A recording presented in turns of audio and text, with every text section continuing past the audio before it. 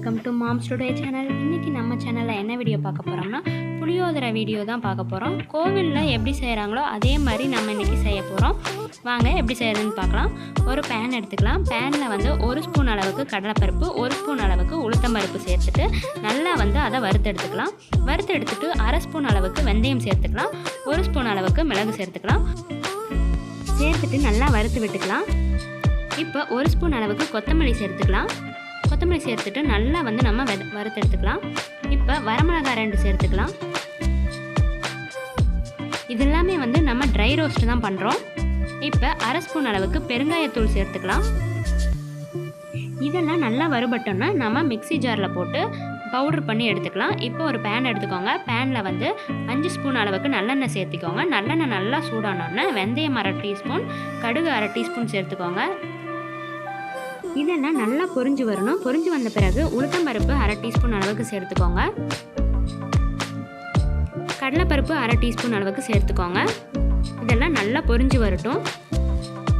இப்போ இதில் 20 பல் பூண்டு வந்து நான் சேர்த்துக்கிறேன். சேர்த்துட்டு நல்லா வணக்கி விட்டுக்கோங்க.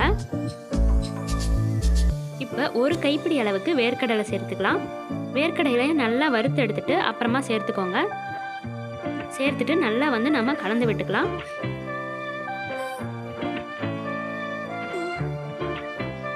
இப்போ வரமிளகாய் ஒரு 10 வந்து நான் கிள்ளி போட்டுக்கிறேன். போட்டுட்டு நல்லா வந்து கலந்து விடுங்க. இப்போ ஒரு கைப்பிடி அளவுக்கு கருவேப்பிலை சேர்த்துக்கலாம்.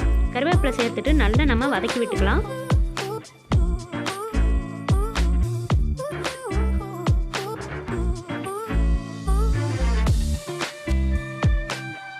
இதையெல்லாம் நல்லா வந்து நம்ம வதக்கி விட்டுக்கலாம். இதில் 1/4 டீஸ்பூன் அளவுக்கு நம்ம பெருங்காயத்தூள் சேர்த்துக்கலாம். பெருங்காயத்தூள் நல்லா சேர்த்துட்டு நம்ம வதக்கி விட்டுக்கலாம். பாருங்கள், சூப்பராக வந்து வதங்கி வந்துருச்சு எல்லாம். இப்போ நான் கரைச்சி வச்சுருக்க புளியை வந்து சேர்த்துக்கிறேன்.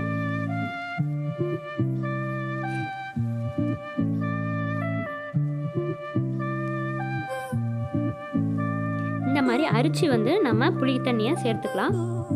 சேர்த்துட்டு நல்லா நம்ம கலந்து விட்டுக்கலாம். இப்போ இதுக்கு தேவையான அளவுக்கு உப்பு சேர்த்துக்கலாம். கொஞ்சம் கூடவே இருக்கட்டும் உப்பு. அப்போ தான் நம்ம சாதம் போட்டு கலரும் போது கரெக்டாக இருக்கும். இது நல்லா கொதித்து வரும்போது நம்ம அந்த பவுட்ரு பண்ணி வச்சுருக்கோம்ல அதை சேர்த்துக்கலாம்.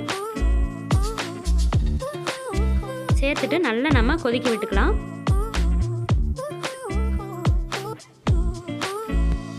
இந்த பவுடரை சேர்த்த வாட்டி நல்லா கெட்டியாகும் குழம்பு. பாருங்கள், இந்த மாதிரி ஆகும். எண்ணெயெல்லாம் நல்லா தனியாக பிரிஞ்சு வரும். இந்த அளவுக்கு நல்லா கொதிக்க விடுங்க.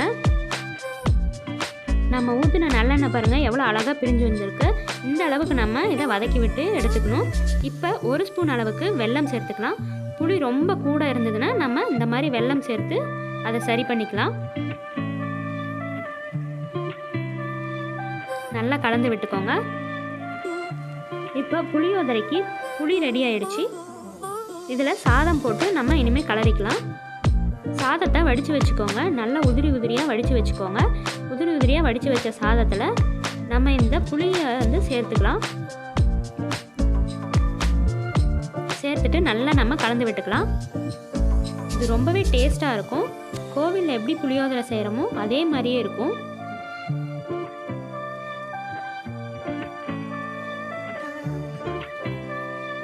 நல்லா நம்ம வந்து கலந்து விட்டுக்கலாம்.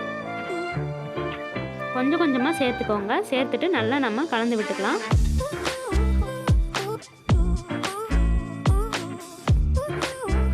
கலரி விட்டுட்டு இதை கொஞ்ச நேரம் கழித்து நம்ம பரிமாறினா சூப்பரான கோவிலில் செய்யக்கூடிய புளியோதரை ரெடி ஆயிரும். சூப்பரான டேஸ்டான புளியோதரை ரெடி ஆயிடுச்சு. இந்த மாதிரி ட்ரை பண்ணி பாருங்கள் ஃப்ரெண்ட்ஸ். எல்லாருக்கும் ரொம்பவே பிடிக்கும்.